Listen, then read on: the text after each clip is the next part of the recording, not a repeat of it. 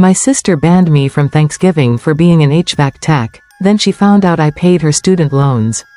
Welcome back with a new real shock story. Before we start, comment and tell me which city you're watching from. At the end, don't forget to subscribe and rate it from 0 to 10.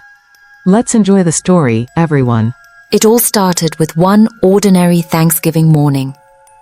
I never thought that a day meant for family, food and laughter could turn into something that would haunt me forever. I remember waking up to the smell of coffee and pumpkin pie drifting through the air. The kitchen was warm, the house quiet except for the soft hum of the heater. Everything felt normal, and I told myself, today will be fine. But it wasn't. Not even close.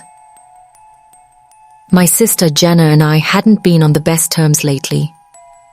We'd grown apart after college, and our lives took very different paths. She worked in a fancy office downtown, always dressed in sharp suits, chasing promotions. I worked as an HVAC technician, fixing heaters and air conditioners in apartments across the city. It wasn't glamorous, and honestly, I didn't care. I liked knowing my work mattered. But somewhere along the way, Jenna started looking down on me for it.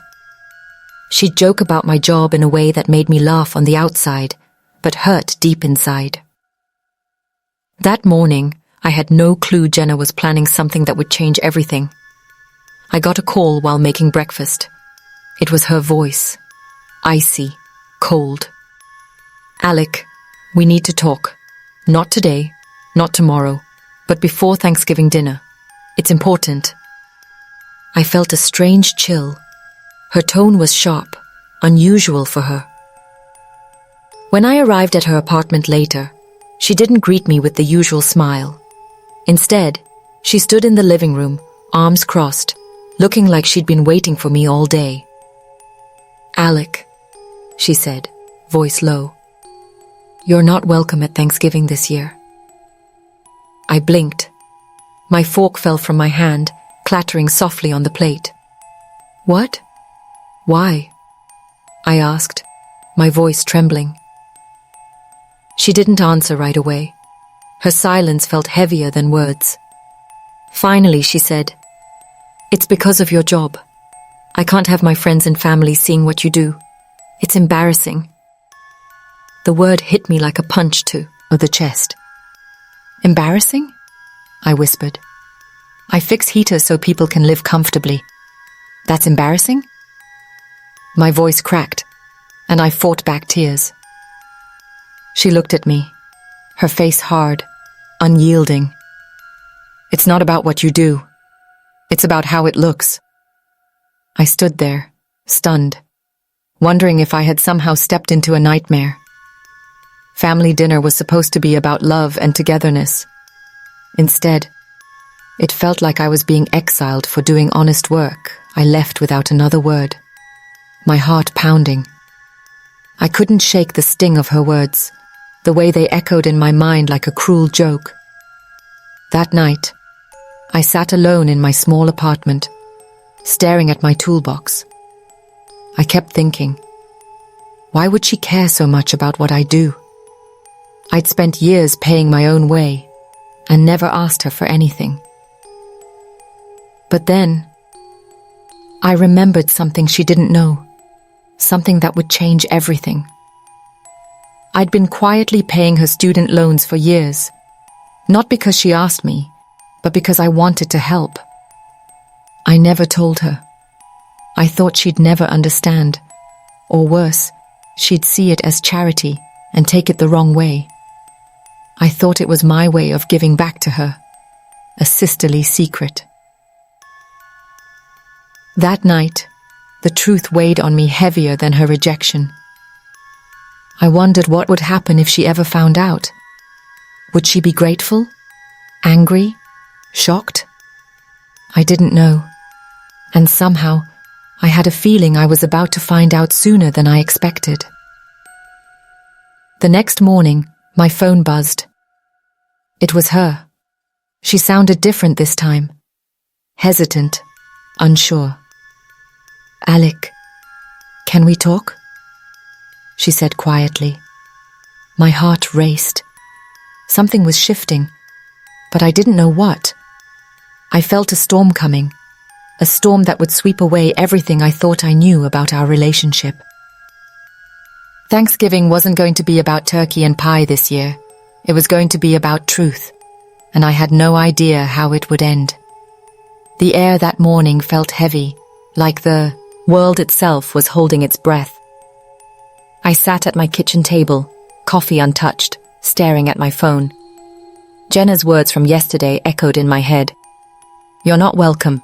I kept turning them over and over, trying to understand how a simple job could fracture something as sacred as family.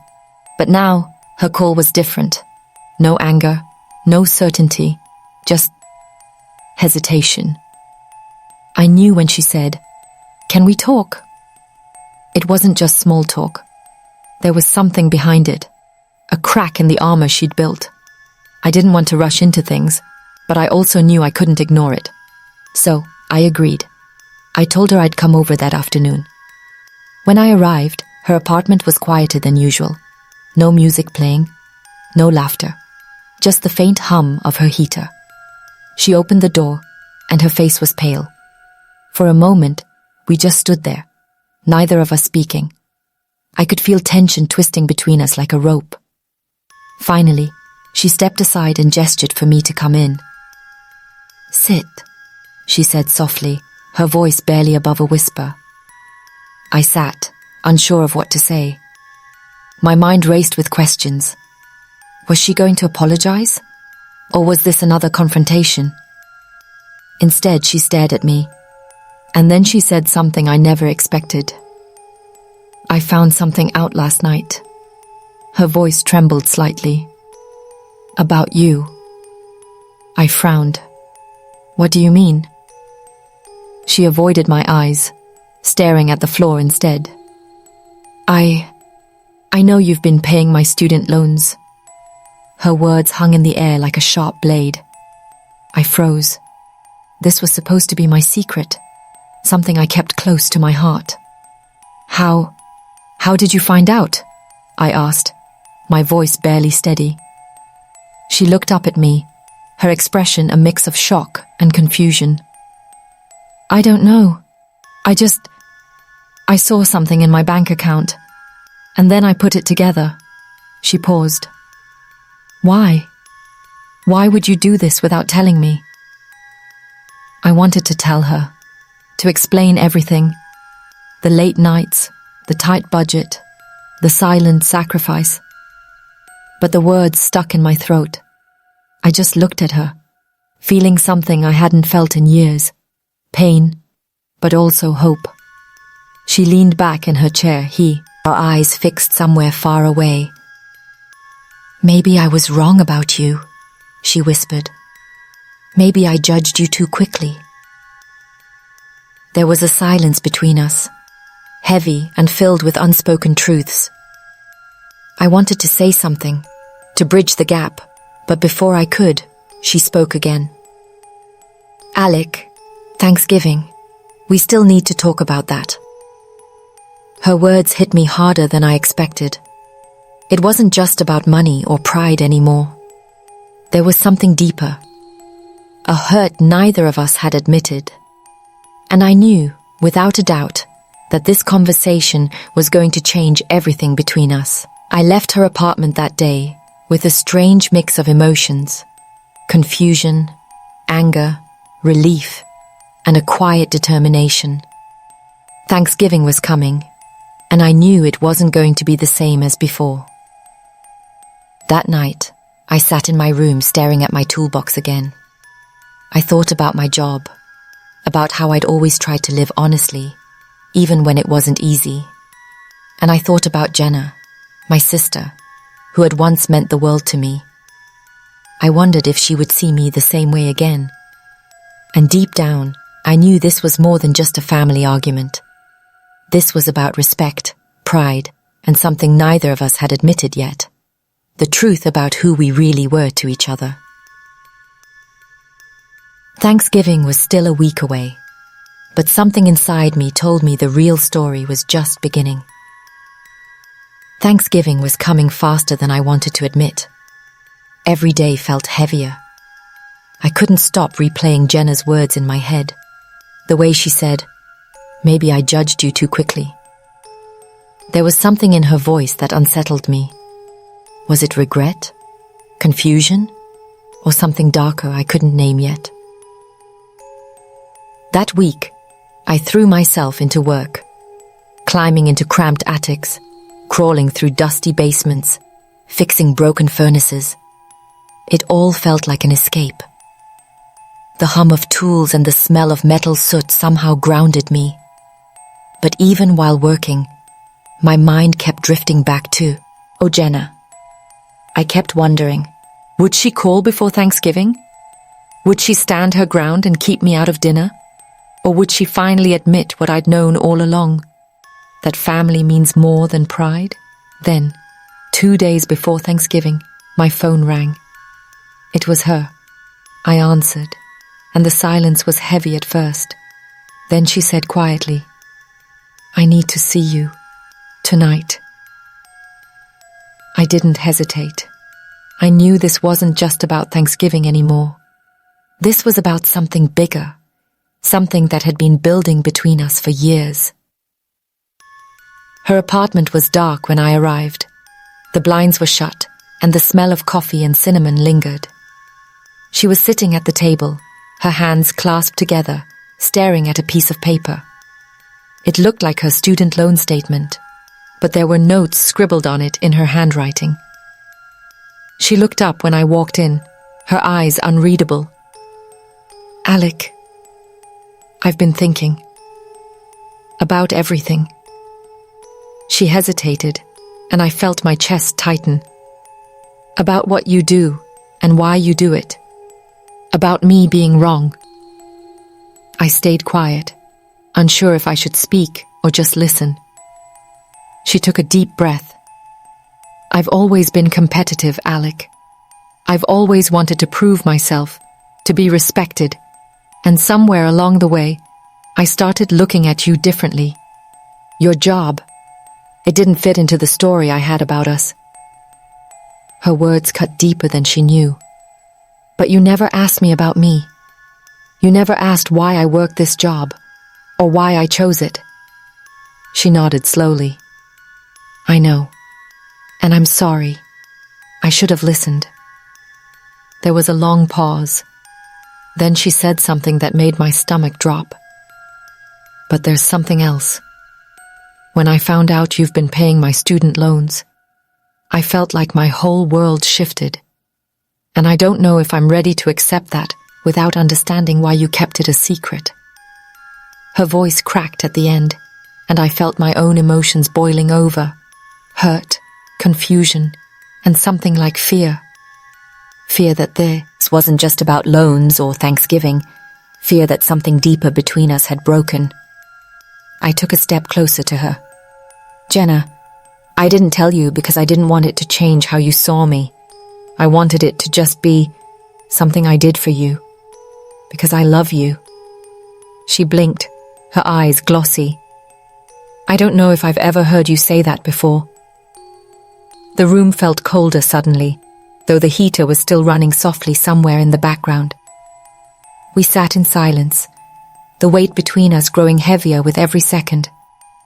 Finally, she spoke again. "Alec, Thanksgiving. I don't want to ban you anymore, but I want honesty. I need to know the truth before we all sit at that table together." I nodded, though my heart was pounding. "You'll have it." That night, I lay in bed staring at the ceiling, unable to sleep. I thought about what she said, about honesty. I thought about every Thanksgiving we had shared, every laugh, every argument. And I realized something. This wasn't just about pride, or jobs, or even money. This was about the bond between sisters, the invisible thread that connects you no matter how far apart you drift. And I knew, come Thanksgiving, that thread was going to be tested in ways neither of us could imagine. Because what was coming next wasn't just a family dinner, it was a reckoning.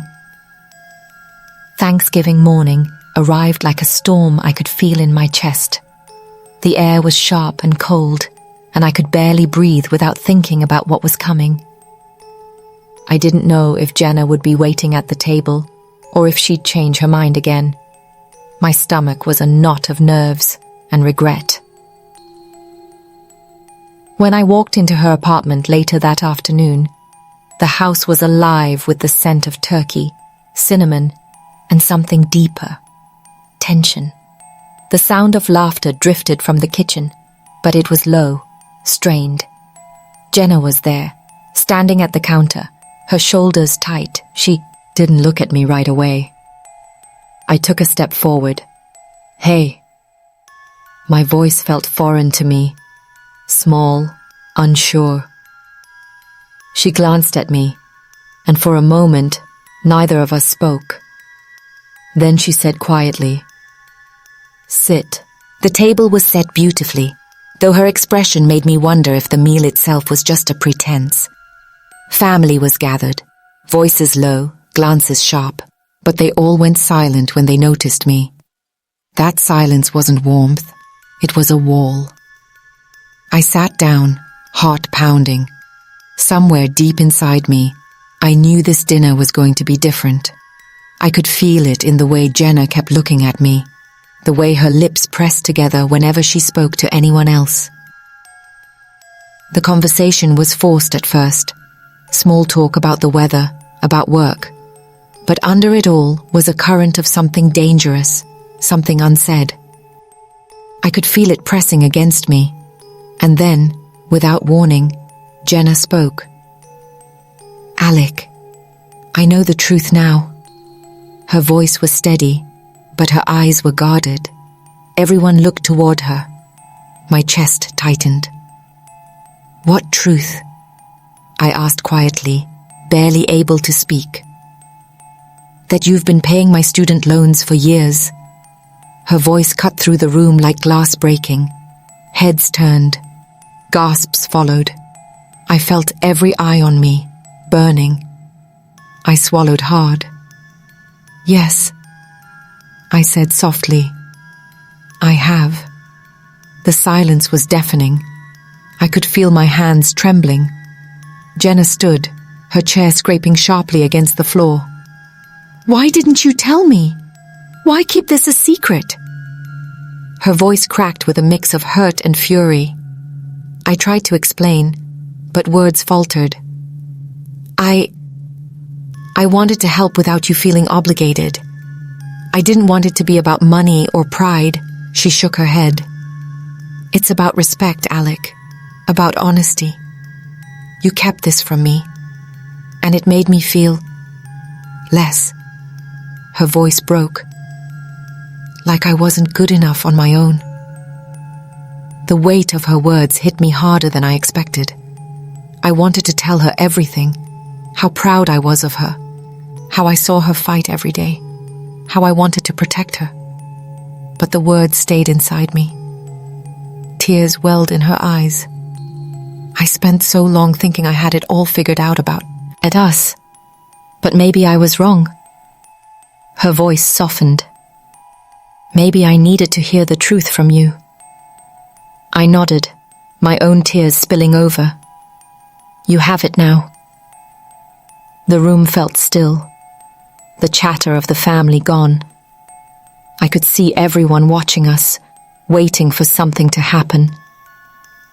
And then Jenna took a deep breath, her face unreadable, and said, "I forgive you, but we need to be honest from now on." It felt like the air shifted in that moment, like a door closing and another opening. The tension didn't disappear, but it softened, replaced by something fragile but real. That night, I lay awake thinking about her words. Forgiveness, honesty, respect. I realized that Thanksgiving wasn't about the turkey, or even about family traditions. It was about truth. And as I drifted toward sleep, I knew one thing with certainty. This story between us wasn't over. The next morning, Thanksgiving felt different. The house was quieter, though not empty.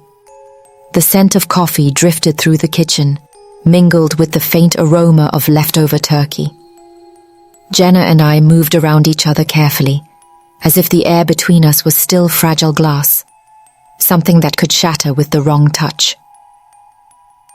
When we finally sat together again, it wasn't at a table full of people. It was just us, two sisters with years of unspoken truths between us. Jenna looked at me for a long time, her eyes soft but guarded. "Alec, I don't know if I'll ever fully understand why you kept it a secret," she said finally, her voice low. "But I know why you did it." That hit me harder than anything she had said before. I nodded, tears slipping down my cheeks. "I just wanted to protect you," I admitted, "because I love you." She didn't answer right away. Instead, she reached across the table and took my hand. Her grip was firm, grounding me. "I've been thinking about what you said yesterday, about honesty. I think it's time I learn to let people in, even if it's hard." We sat there in silence for a while. Outside, the sky was pale with early winter light. It felt like the first time in years that the noise between us, the anger, the pride, the misunderstanding, had faded into something quieter. When we joined the rest of the family later that afternoon, there was still an undercurrent of tension. But there was also something else. Relief. The kind that comes when a truth has been spoken and finally heard. We ate in quiet conversation. The laughter wasn't forced this time. It was softer, more genuine. I noticed my parents watching us, their faces unreadable, but I knew they understood. This dinner wasn't just about breaking bread. It was about breaking walls. Later that night, as I lay in my own bed, I thought about how things had shifted. Thanksgiving had always been a time for family, but this year, it had been something more. It had been about facing the truth, no matter how painful. It had been about the courage to stand in honesty, even when it felt impossible. And I knew that change doesn't happen in a single moment. It comes in the quiet decisions, the small acts of truth, the willingness to keep trying even after the hurt. Jenna and I may still have scars from this fight, scars from pride and misunderstanding, but they were scars that mattered. They were proof that we had survived something real. And as I closed my eyes that night, I asked myself quietly, how many times do we hide the truth to protect someone, only to find that the truth is what truly sets us free? That question stayed with me long after Thanksgiving was over, and I knew it would never leave. Because this wasn't just my story, it was ours.